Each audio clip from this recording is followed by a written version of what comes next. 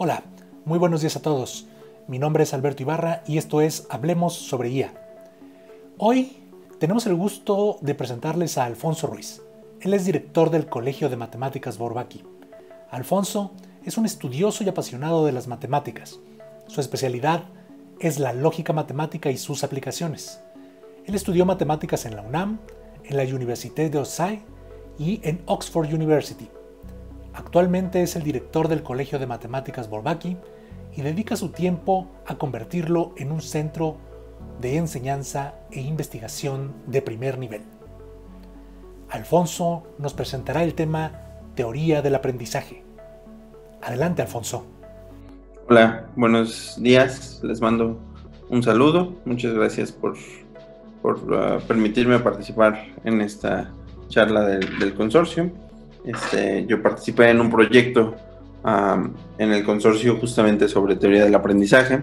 Entonces estoy muy contento de poder contarles un poquito sobre esto. Pienso que es un tema sumamente interesante, con aplicaciones y también con una razón teórica muy importante de existir. Entonces voy a intentar hablarles tanto de las aplicaciones en un sentido un poquito más cercano a los intereses de aquella gente que utiliza Machine Learning o utiliza la inteligencia artificial para resolver problemas, pero también me gustaría hablarles de la importancia que tienen este tipo de técnicas o este tipo de ideas para las matemáticas fundamentales, ¿no? Fundamentales en el sentido de básicas, no de esenciales, ¿ok? Pues si puedes, por favor, pasar la siguiente. Te lo agradezco mucho. Gracias, Alberto. Bueno, y también agradecerle a Alberto la paciencia. Me equivoqué, pensé que era una hora distinta. Estoy un poco volteado con las horas. Entonces, una disculpa también por el retraso. Es mi culpa, no la de Alberto ni la de otra persona, ¿no? Okay. Entonces, como dije, quiero hablar de la teoría del aprendizaje. La teoría del aprendizaje es lo que se podría decir como un enfoque matemático a Machine Learning, ¿no? O sea, Machine Learning es un área fundamentalmente pensada en las aplicaciones. Sin embargo, aunque se utiliza el lenguaje matemático, la manera como nosotros nos comunicamos con la computadora es mediante matemáticas, ¿no? Mediante fórmulas, mediante matrices, mediante ecuaciones en general. Los algoritmos, en realidad, la manera como uno los escribe es utilizando vectores, o utilizando algunas veces tensores u objetos matemáticos, ¿no? Sin embargo, aunque el lenguaje sea matemático, eso no significa que exista una comprensión matemática profunda de cómo funciona Machine Learning, ¿no? Es cierto que se utilizan ideas provenientes de las matemáticas, o sea, el método del gradiente, por supuesto, que hace uso de las propiedades de regularidad de algunas funciones, los árboles de edición, por supuesto, que utilizan la entropía de Shannon para entrenarse. Sin embargo, eso no significa que nosotros hayamos entendido el mundo desde un punto de vista matemático o entendido un problema de Machine Learning, completamente lo hubiéramos traducido a nuestro lenguaje y a partir de ahí hagamos un algoritmo, ¿no? Sino esto es completamente diferente. Nosotros hacemos un algoritmo pensando en solucionar un problema. A veces utilizamos técnicas, lenguaje matemático para comunicarnos con la computadora, pero esta parte del problema visto desde arriba, entendiendo los detalles matemáticos de qué está pasando, no existen, ¿no? O no siempre existen.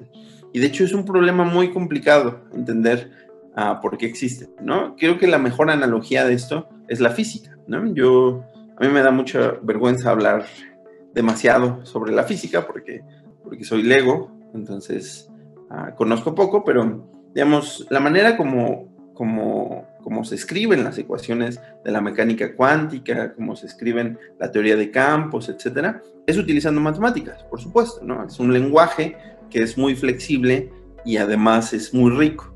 Entonces nos permite hablar de curvatura, nos permite hablar de tensores, etcétera.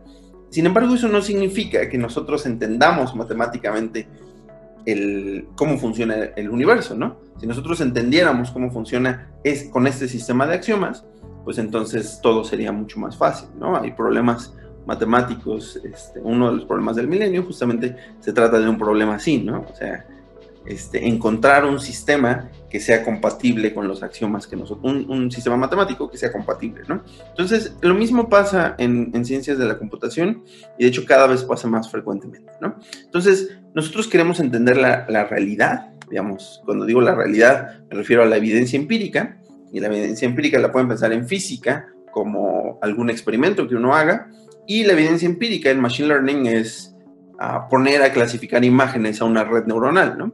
O sea, esto funciona bien. Todos sabemos que desde hace, pues quizás unos 20 o 30 años, que las redes neuronales clasifican muy bien las imágenes. Es un algoritmo muy poderoso. Sin embargo, eso no significa que nosotros lo entendamos matemáticamente. ¿Cuál es la razón, no? Entonces, esto es el objetivo de la charla. Contarles un poco sobre estas técnicas y sobre lo importantes que pueden ser tanto para el mundo aplicado como para el mundo de las matemáticas. Por cierto, Alberto, si hay alguna pregunta o algo así, no hay ningún problema que me interrumpan para contestarlas. Gracias. Ok, entonces de eso se trata la charla.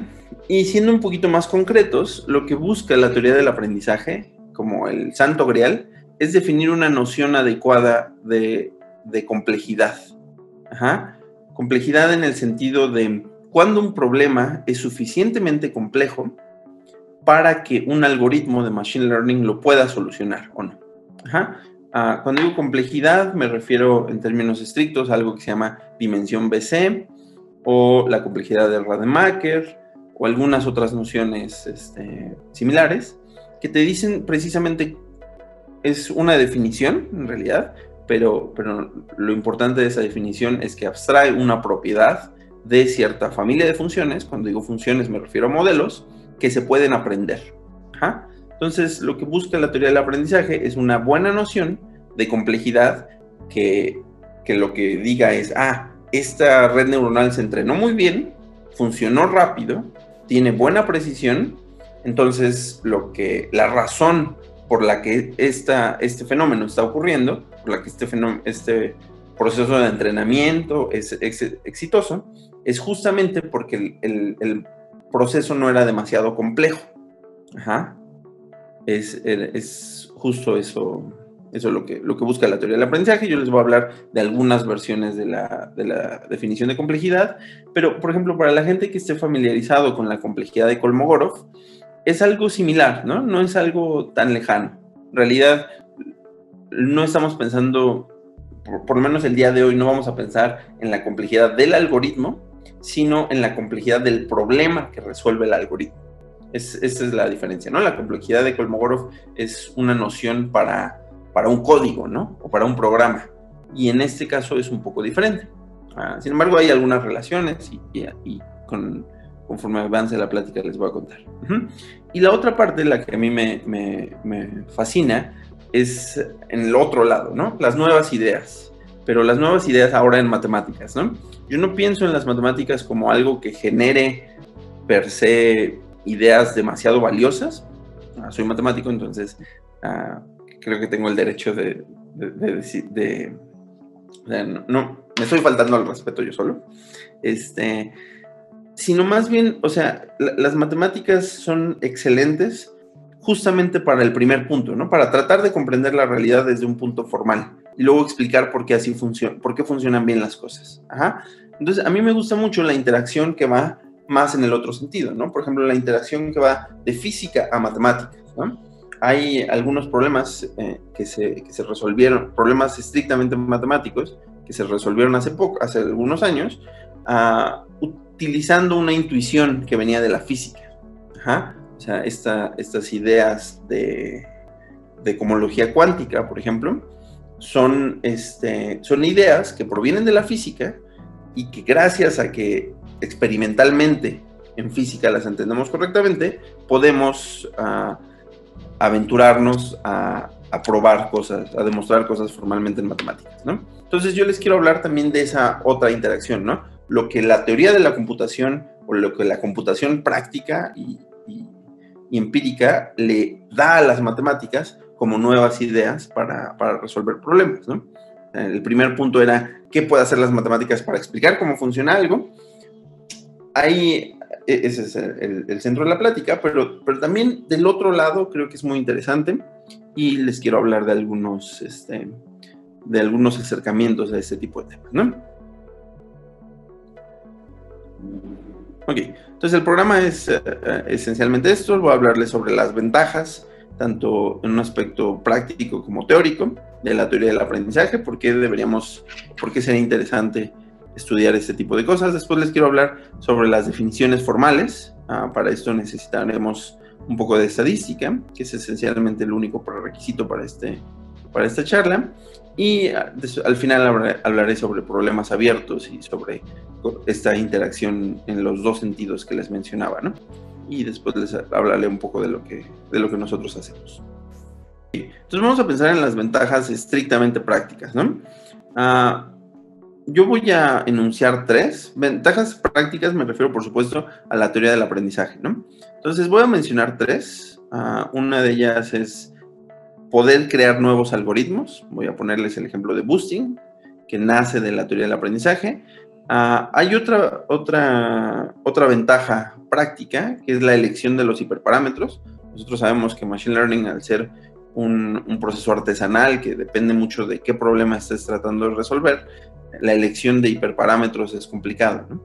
Y en algunos casos, la teoría del aprendizaje nos puede dar ciertas ideas sobre cuál es el hiperparámetro correcto. Y por último, la otra ventaja práctica es la comparación de algoritmos. Es algo que a mí me gusta bastante y les voy a compartir algunas referencias de temas que son interesantes. Okay. Entonces estas son las 3 ventajas prácticas. Ahorita voy a desarrollar un poco cada una de ellas. Entonces, esta persona que ven aquí es Robert Shapiro. Es un científico de la computación. Él todavía vive. Y una de las preguntas que me parece que no fue él quien se las hizo, pero una de las preguntas que él estudió es la diferencia entre aprendizaje débil y aprendizaje fuerte. No voy a dar la definición formal, porque en un rato más voy a dar la definición formal de aprendizaje fuerte, pero les podría contar más o menos de qué se trata el aprendizaje fuerte, ¿no? ¿Qué significa un buen modelo de aprendizaje? Significa que si yo tengo una familia de modelos, piensen por ejemplo los hiperplanos en el caso de una regresión lineal, yo puedo mediante un algoritmo, si tengo suficientes ejemplos, obtener un error en mi conjunto de test suficientemente chico, ¿no?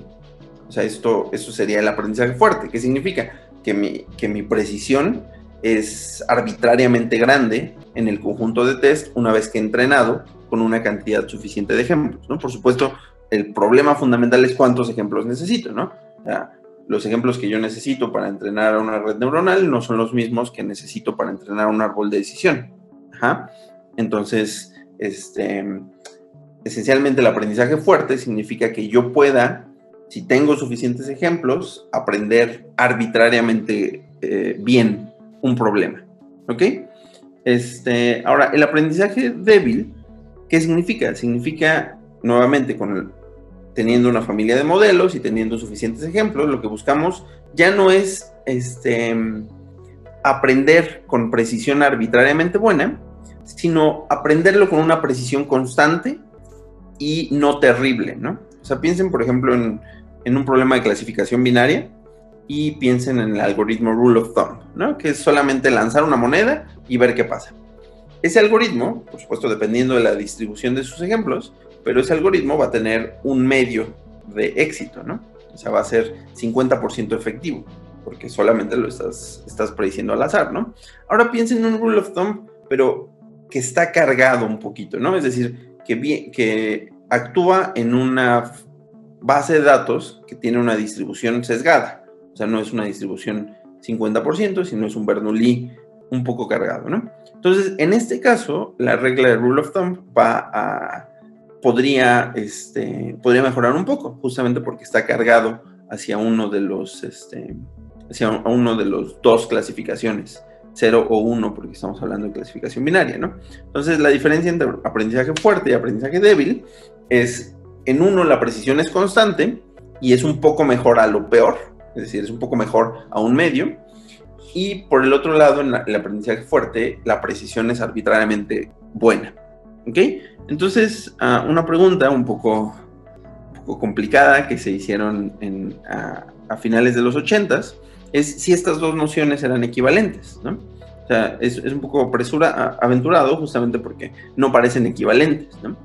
Sin embargo, este teorista de la computación, él demostró que son equivalentes, y no solo demostró que son equivalentes, sino que propuso un algoritmo.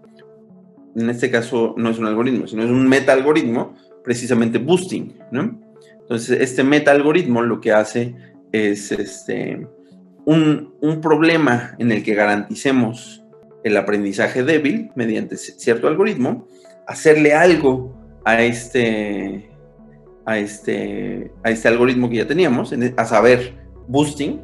Nosotros sabemos que boosting es un meta-algoritmo en el sentido de que toma un algoritmo y lo mejora. Ajá.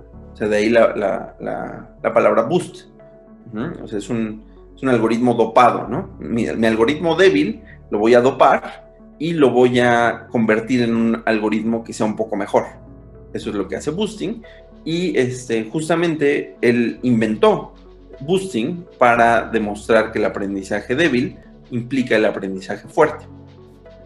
Entonces, esta es una primera ventaja de estar cercano a estos problemas de la teoría de la computación, justamente de la teoría del aprendizaje, justamente porque, pues, si tienes mucha suerte y eres demasiado inteligente como esta persona, pues puedes idear un nuevo algoritmo, ¿no? Boosting, todos sabemos que es un algoritmo eficaz en muchos casos.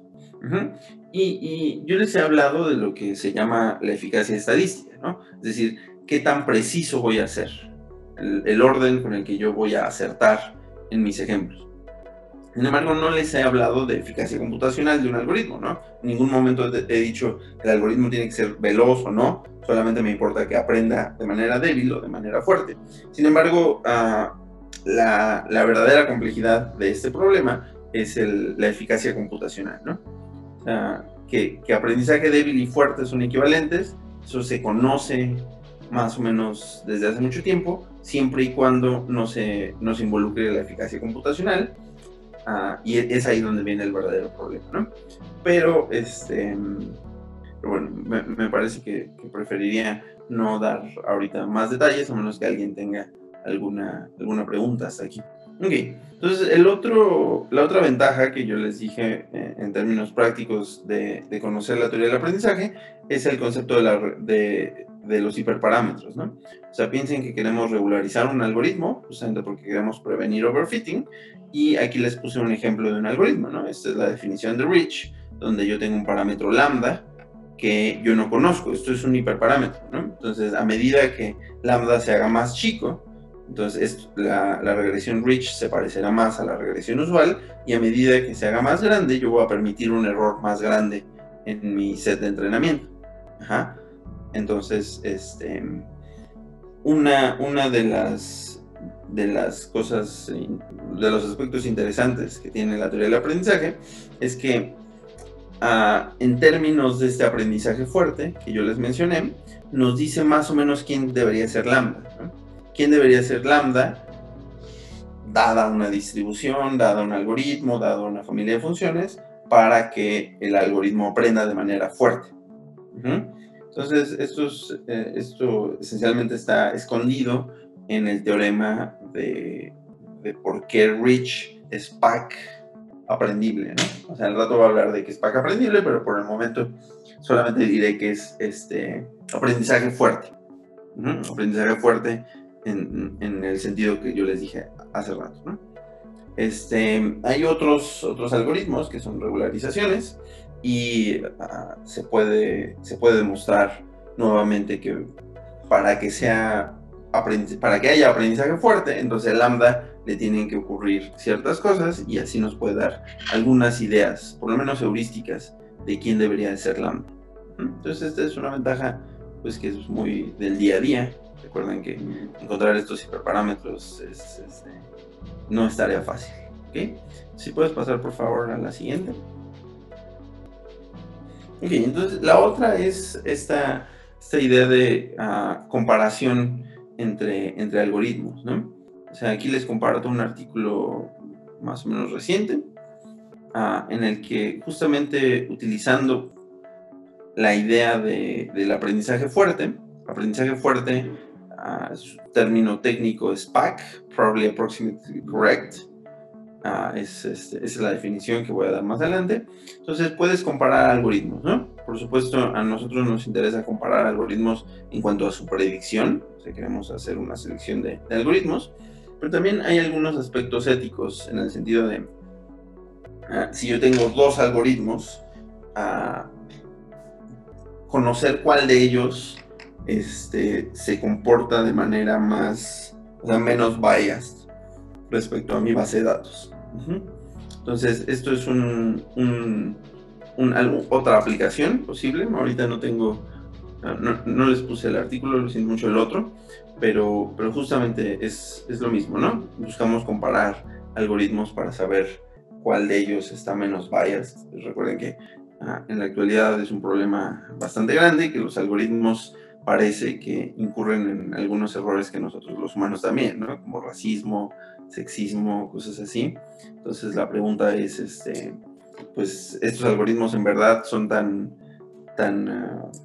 objetivos como uno cree? ¿O solamente están en la base de datos el problema, ¿no? Entonces hay otras aplicaciones así que son interesantes. Estas aplicaciones no es exactamente la teoría del aprendizaje, no los resultados clásicos, sino más bien se utilizan las mismas ideas de la teoría del aprendizaje para comparar estos algoritmos, ¿no? Este artículo en particular es muy, muy interesante y yo se lo recomiendo, por eso lo puse aquí.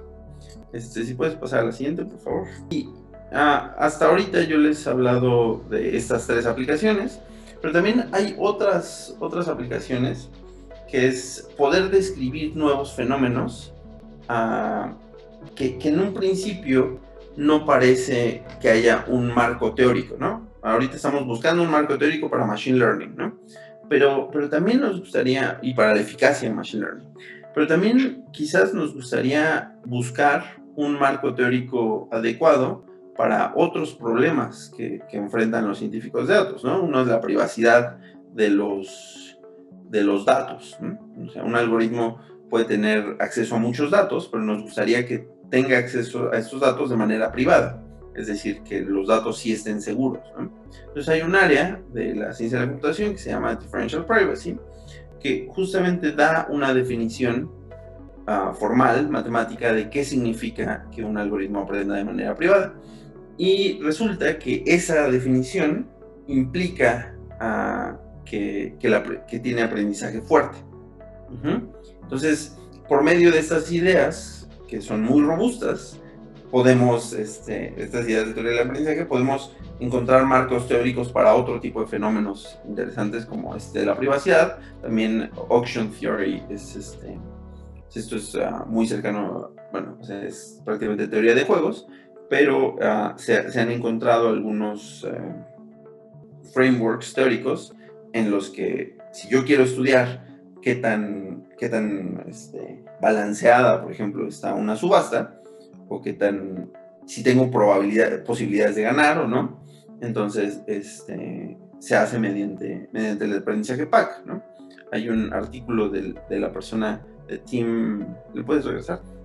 De este mismo autor, Tim Rogerden, es un excelente computólogo, y él tiene justamente un artículo en el que utiliza este fenómeno de la teoría del aprendizaje para explicar algunos comportamientos en la teoría de subastas.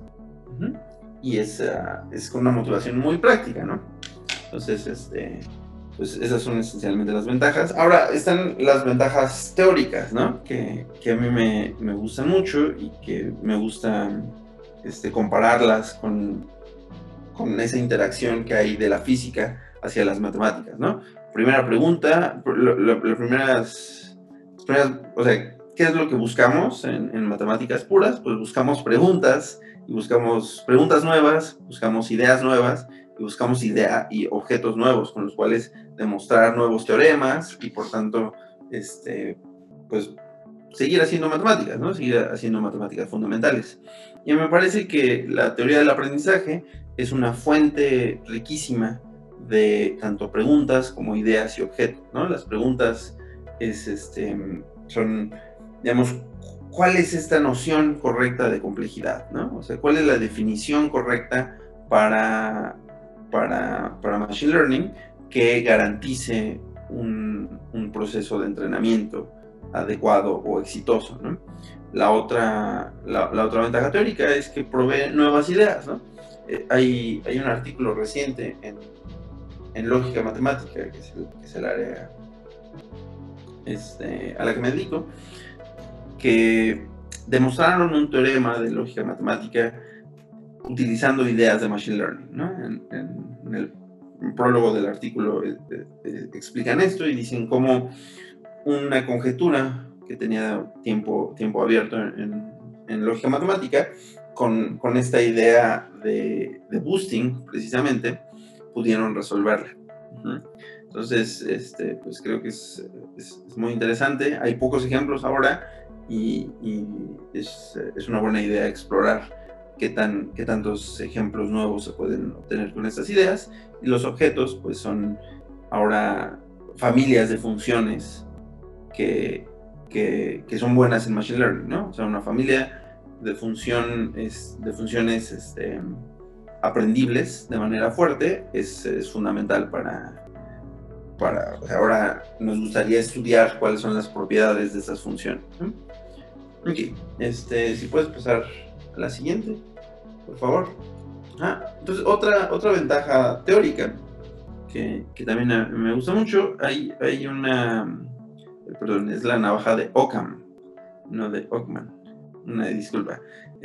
Hay un fenómeno o una idea filosófica que nació justamente de Occam, es un monje, los 1200 me parece, que esencialmente, una disculpa para los filósofos que hay aquí, a lo mejor sobresimplifico lo que él dijo, pero esencialmente lo que yo entiendo es, si tenemos un problema y tenemos dos soluciones a este problema que son indistinguibles, es decir, no tengo manera de saber cuál de estas dos soluciones es la mejor, en términos del problema, es decir, solucionan el problema de manera razonable, entonces la mejor solución es aquella que sea más simple. Y aquella que sea más simple me gustaría que lo piensen como aquel programa o aquel código que sea más corto es el mejor, ¿no? Si tú tienes dos códigos, uno muy saturado y el otro bastante limpio, pues aquel código que sea más limpio es el mejor, aunque hagan lo mismo. Entonces, pues esta idea no, en su momento fue magnífica, sin duda alguna, pero pues yo sé que los computólogos es algo normal, ¿no? Que algo que es del día a día. Sin embargo, utilizando la teoría del aprendizaje, esta idea se puede convertir en un teorema, ¿no? Es un corolario de que que una familia finita de funciones sea aprendible de manera fuerte. Un corolario de eso es la navaja de Occam, ¿no? Que te dice que las más simples, las más cortas de tus funciones finitas serán las que tengan mejor éxito en este sentido de el éxito en el conjunto de test, ¿no? En el conjunto de prueba. ¿Okay? Entonces es otra que me gusta mucho. Los invito a que lean el teorema de Occam. Ahora no es una idea filosófica, sino es un teorema. Si puedes pasar a la siguiente, te lo agradezco. Ok, entonces déjenme contarles un poquito recordarles un poco sobre los ingredientes de Machine Learning. A mí me gusta pensar en Machine Learning que tiene como 3 ingredientes fundamentales. Tenemos una base de datos, es decir, tenemos una fuente de datos. Gracias a que tenemos poder computacional, podemos hacer esto, es decir, las regresiones lineales existen desde tiempos de Gauss. Sin embargo, no se pueden hacer regresiones lineales hasta ahorita, ¿no? Porque hasta ahorita tenemos computadoras poderosas, entonces influye mucho para que exista Machine Learning. Y luego sí es cierto un estudio matemático, ¿no? Un estudio sobre cómo, esta parte que yo les digo, cómo comunicarnos con la computadora. Eso es esencialmente, a grandes rasgos, de los 3 aspectos de los que quiero hablar de Machine Learning. Si le puedes pasar a la siguiente, por favor. Ok, entonces, ¿a qué me refiero con las bases de datos? Mis bases de datos, recuerden que no es solo un dataset, ¿no? Sino los datos están vivos. Yo recibo datos y luego entreno mi modelo y luego recibo datos y reentreno mi modelo y así sucesivamente. Entonces, pueden pensar en la fuente de datos como una variable aleatoria, ¿no? Como una distribución que genera datos de distintas maneras, ¿no? Entonces, nos importa la distribución, pero por supuesto también nos importa el proceso estocástico que genera mis datos a través del tiempo, ¿no? No es lo mismo que mis datos se generan a través del tiempo de manera independiente, o que sea una cadena de Markov, o que sea una martingala, ¿no? Entonces, esto es muy básico en Machine Learning, entender o tratar de aproximar cuál es el proceso estocástico mejor que se genera. Y esto complica mucho Machine Learning, porque por un lado yo no conozco la distribución, por el otro lado no conozco cómo cambia a través del tiempo la distribución, y entonces pues esencialmente yo podría decir que no sé nada, ¿no? O sea, solamente tengo una muestra de un proceso estocástico y no sé cómo evoluciona este proceso estocástico, ¿no? El ejemplo que más me gusta es, piensen que están clasificando vinos entre buenos y malos, ¿no? Entonces, aquella distribución del año en el que ustedes estudien su dataset va a ser completamente diferente si estudian vinos 5 años después, ¿no? Entonces la distribución cambia y esto es muy complicado, ¿no? Esta es una de las razones por las que Machine Learning es muy complicado. Si le puedes seguir, por favor. Pues tenemos nuestras variables aleatorias y después tenemos nuestro a priori, ¿no? Nuestro a priori es el modelo que nosotros seleccionamos. Y por supuesto influye la geometría, ¿no? O sea, nosotros nos interesa, cuando estamos analizando un fenómeno, nos interesa saber si es lineal o no es lineal, ¿no? O sea, no es lo mismo estudiar un modelo que claramente es lineal, entonces sabemos qué tipo de geometría deberíamos de suponer, a un modelo que sea más complejo geométricamente. Entonces, esta es la otra parte. Esto es lo que nosotros escogemos, y nosotros escogemos esto no solo respecto a la geometría, ¿no? Sino respecto al ruido estocástico. Una regresión lineal hace una suposición de independencia, mientras que un modelo tipo Holt-Winters no supone independencia, ¿no? Entre nuestras observaciones. Entonces, este es todo el a priori que le ponemos al problema, y es nuestra familia de funciones, que es nuestro modelo. Si le puedes pasar, por favor. Ok, entonces tenemos nuestros datos, tenemos nuestro modelo, es decir, sabemos a qué queremos llegar, nuestras familias de funciones, y luego hay varios paradigmas del aprendizaje, ¿no? Está el paradigma de la minimización del riesgo empírico, que es, por ejemplo, una regresión lineal, ¿no? Una regresión lineal, si le puedes pasar a la siguiente, por favor. Una regresión lineal, lo que estamos minimizando es el error cuadrático en promedio, ¿no? Estamos buscando aquel beta de nuestra familia de modelos que minimice el riesgo empírico. Si le puedes pasar al siguiente, por favor. Pero también hay modelos de máxima verosimilitud, ¿no? Como Naive Bayes o como muchos otros, en los que nosotros queremos maximizar la verosimilitud, ¿no? Entonces, hay muchos paradigmas diferentes del aprendizaje, y cada uno de ellos resuelve los problemas de manera diferente. En algunos casos coinciden, como en el caso de las regresiones logísticas. Y esto es lo que yo voy a entender por algoritmo hasta ahorita, ¿no? Es decir, en realidad o sea, están de acuerdo que la ecuación anterior de la regresión lineal, ese no es un algoritmo, ¿no? Pero sí es la definición de la regresión lineal. Entonces, tenemos nuestros datos, que es una variable aleatoria o un proceso estocástico, tenemos nuestros modelos y luego tenemos una forma de obtener un modelo de cierto dataset. Entonces esto es un pequeño recordatorio solo para fijar notación. Si le puedes pasar a la siguiente. Y ahora sí tenemos la definición fundamental de la teoría del aprendizaje, que es cuando una clase de funciones, es decir, un modelo o una familia de modelos, es PAC aprendible. Pueden leer esto como ahí existe el aprendizaje fuerte. Entonces vamos a decir que una familia de modelos, por ejemplo las rectas o las redes neuronales con una arquitectura fija, son PAC aprendibles si existen dos cosas. El punto 2 es que exista un algoritmo, eso es claro, es decir, nos tomamos un S que es el tamaño de nuestra base de datos,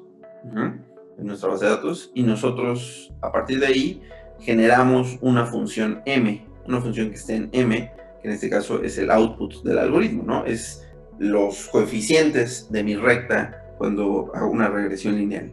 Entonces ese es el punto 2, pero para que sea PAC aprendible yo también necesito que exista un número natural.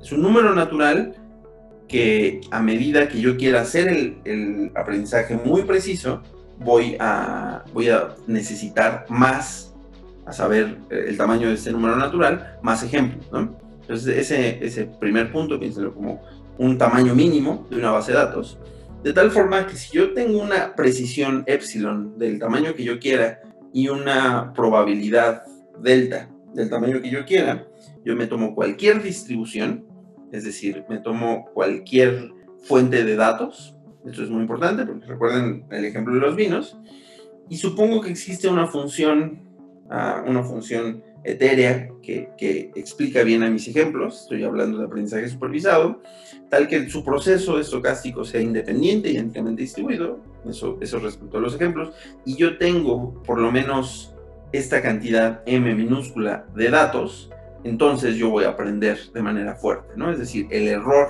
entre mi predicción y mi valor verdadero es arbitrariamente chico. Entonces, esta es la definición de PAC Learning.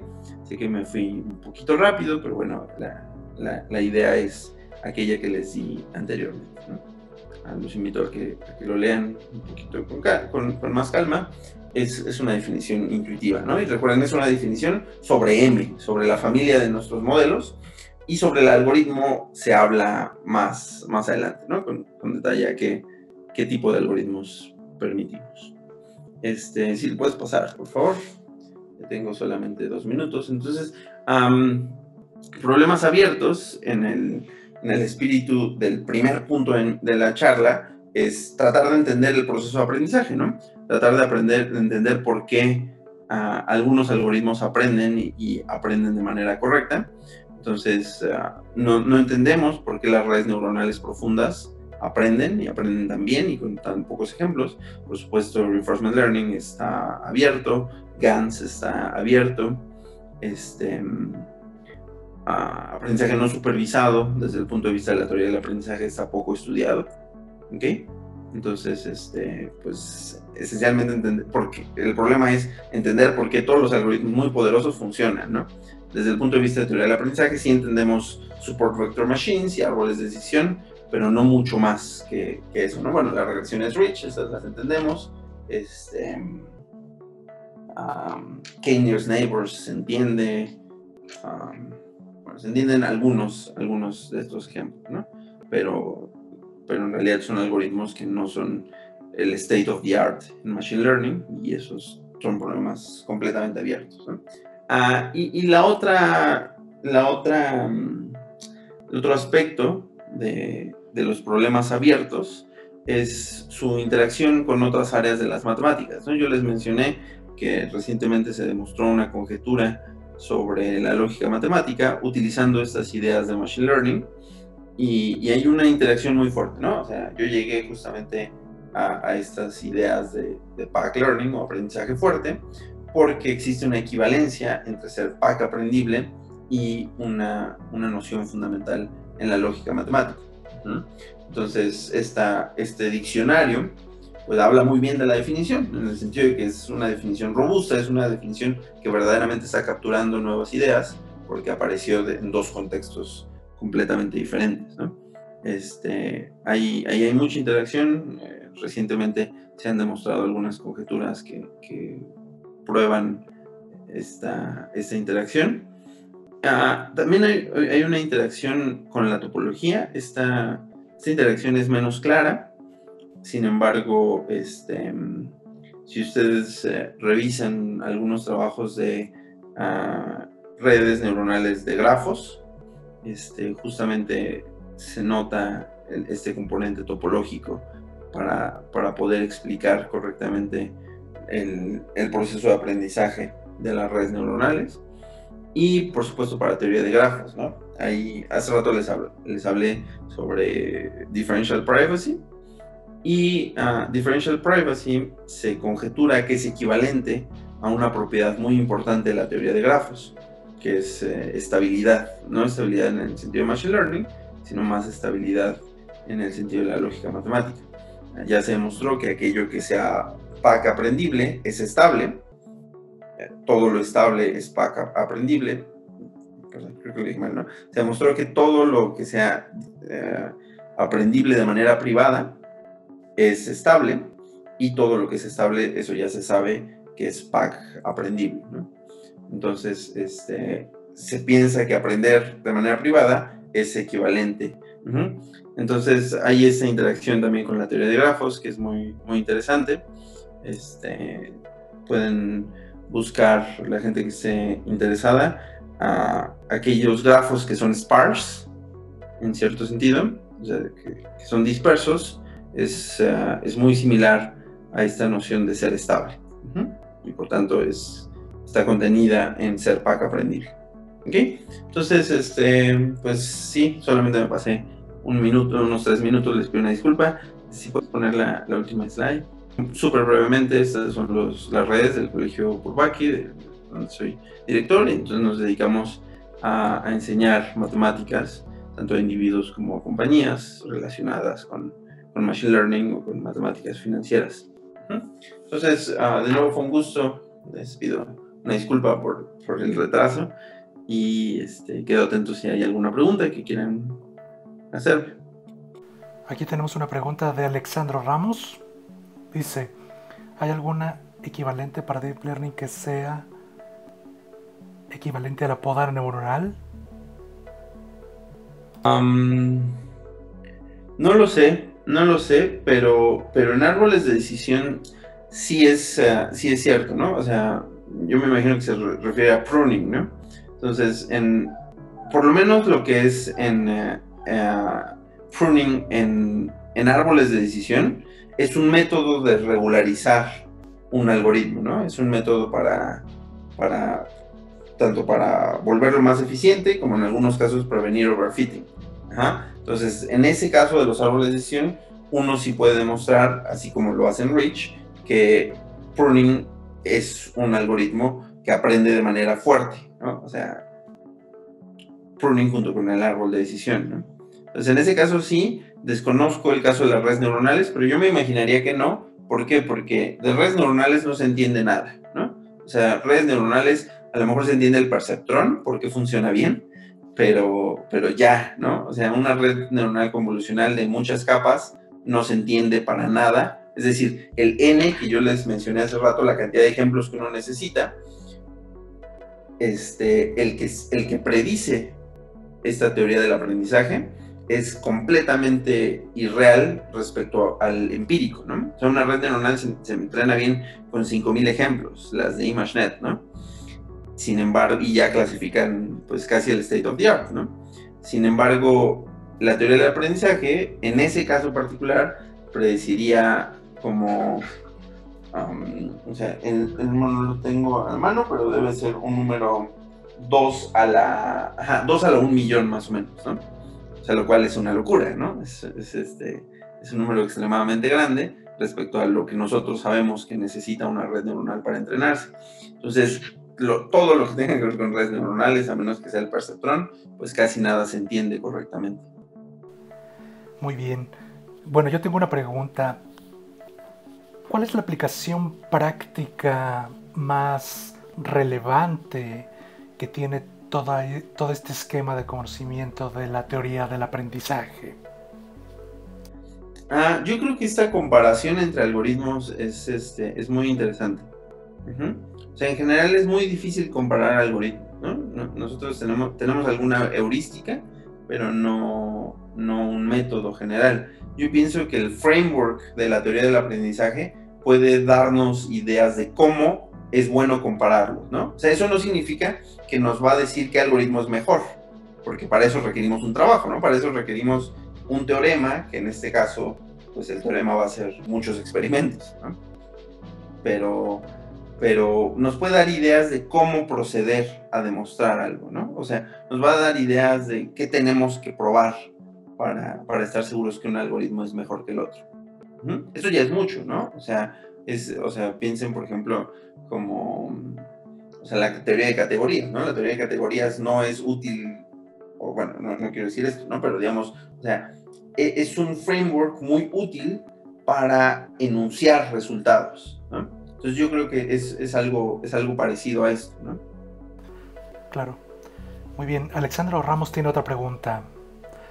Nos pregunta, ¿hay alguna forma de determinar qué modelo tiene overfitting? Sí. O sea, la definición formal de Pack Learning es que un modelo no tiene overfitting. Eso es lo que está tratando de capturar, esencialmente, porque tú vas a hacer una diferencia entre el error empírico y el error real, ¿no? O sea, por un lado la esperanza y por otro lado el promedio usual. Entonces, lo que nosotros queremos es que esta diferencia sea suficientemente chica, precisamente para que no haya overfitting, ¿no? En el caso de que haya overfitting, no pasa nada si el error en el train es muy bajo, siempre y cuando en el test siga siendo bajo, ¿no? Entonces ese trade-off es lo que captura Pack Learning, ¿no? Pack Learning, me equivoqué yo al no decir que esencialmente está definiendo formalmente overfitting. Muy bien, pues al no haber más preguntas, muchísimas gracias, Alfonso, por tu tiempo y por compartirnos todo acerca de este apasionante tema. Muchísimas gracias a ti, Alberto. En general, al consorcio les agradezco mucho porque, insisto, yo tuve un proyecto con ustedes, un proyecto con el que estoy muy contento de haber participado. Entonces, de nuevo gracias por la invitación, por el proyecto y por las preguntas. Perfecto, pues sin más, agradecemos mucho la participación de todos y les recuerdo que la próxima semana Leopoldo Altamirano nos hablará sobre el reconocimiento de actividades humanas por medio de visión por computadora. Que tengan una excelente tarde. Hasta luego.